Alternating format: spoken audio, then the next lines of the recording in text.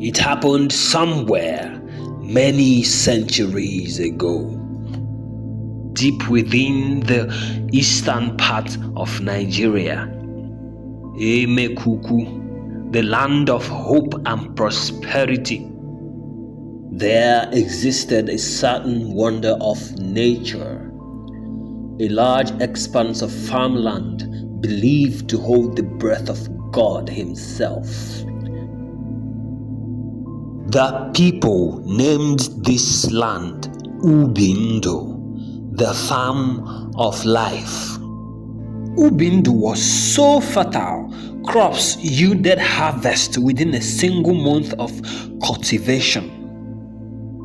You plant your crop today, you harvest 7 days later.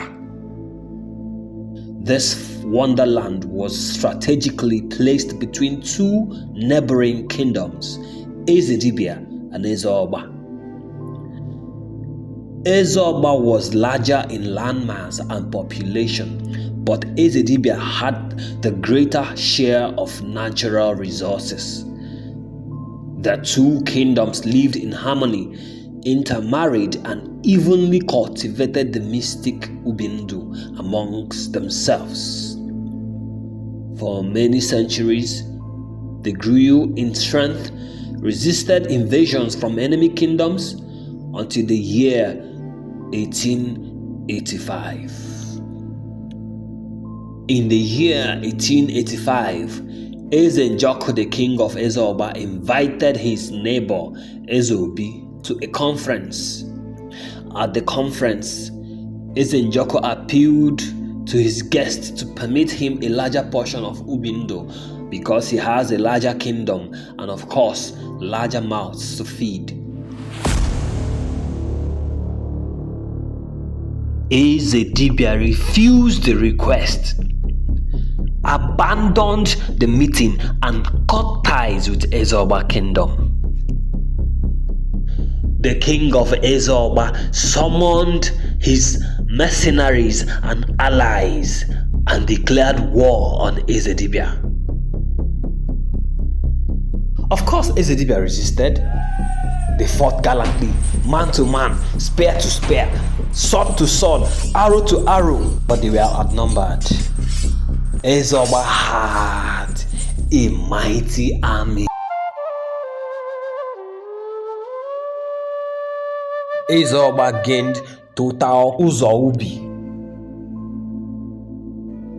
The two kingdoms had one more thing in common.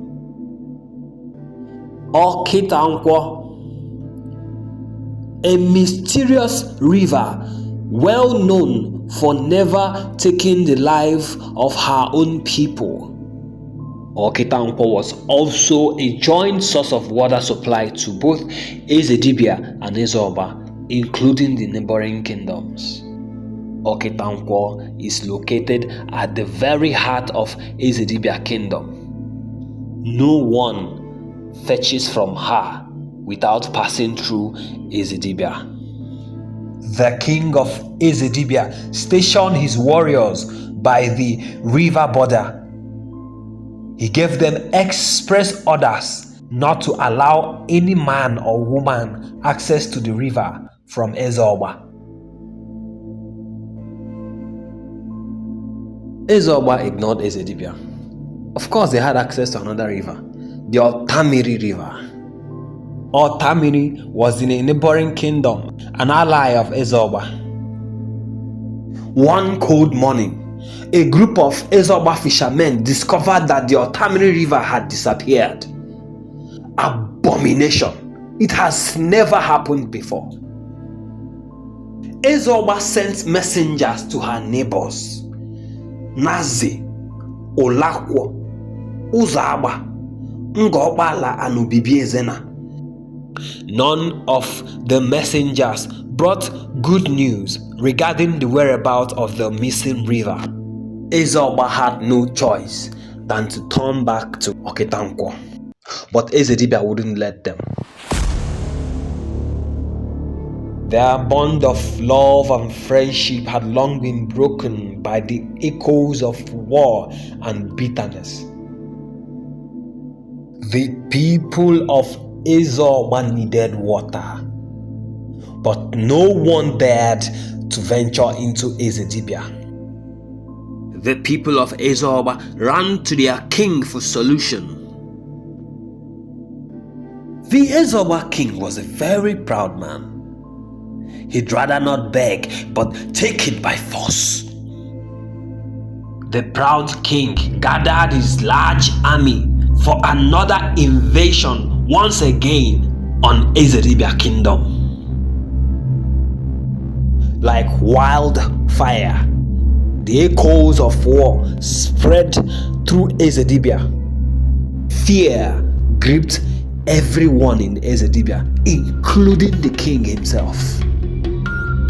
Ezedibia's army was no match to Ezeogba's army. Someone in Ezeogba was not happy about the impending war. Princess Oledo,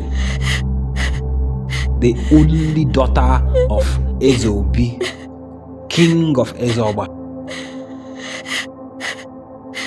She approached her father, the king, tried to reason with him to give peace a chance, but her words fell on deaf ears.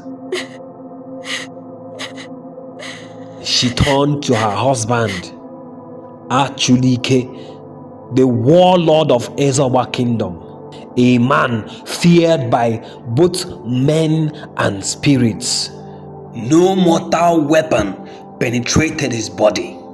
Achulike was a warmonger. He was worse than the king himself. He needed that war to happen so he can take the glory more than the people needed water to survive. Once again, Princess Oledo's quest for peaceful resolution was defeated.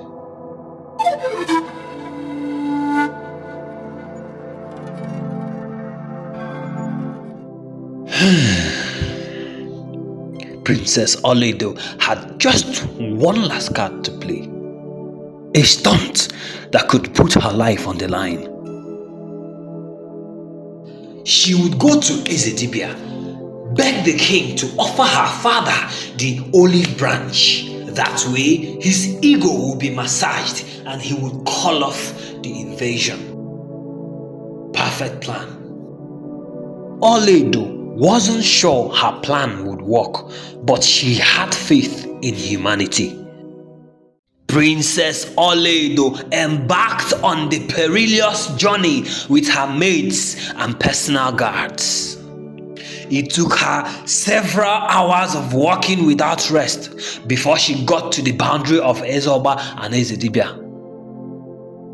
Upon arrival, the Ezedibia warriors at the boundary insisted that Oledo must not proceed with her guards. They would rather escort her themselves to see the king. Of course, Oledo accepted the terms, ordered her guards to stand down and wait for her by the border. The Ezedibia patrol guards led Princess Oledo to their king. Surprisingly, the king of Ezedibia received Princess Oledo with open arms. He accepted her proposition and they scheduled a date for his royal visit to Ezeogba. Princess Oledo dined with Ezedibia royalty until it was time to return home. The king commissioned his best guards to escort the visiting princess back to the boundary. A few meters away from the palace, the stubborn princess ordered her escorts back to the palace. She believed that no one from Ezedibia would wish to harm her. Yes, a beautiful princess, loved by both the gods and men. Truly, no one would want to harm her. Oledo advanced home with a joyful heart. It is indeed mission accomplished. Few meters away from the boundary, Oledo had a second thought. Why don't I go to the Okitankwo river to fetch a souvenir? That way, my father would believe everything I tell him. And so it happened. Princess Oledo hearkened to that strange voice and diverted to the Okitankwo river.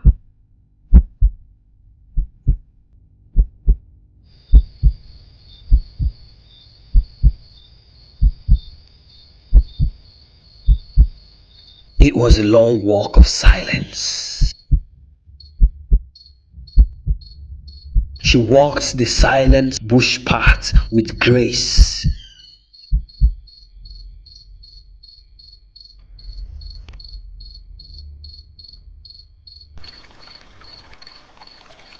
Until she arrived the Okitankwo river.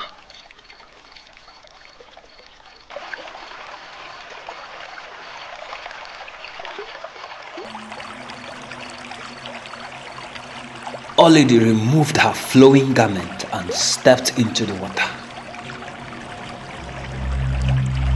The moment she touched her face with water from the river, the unexpected happened. This story has just begun. Make sure you subscribe, hit the notification bell, and I'll see you next week for the next episode.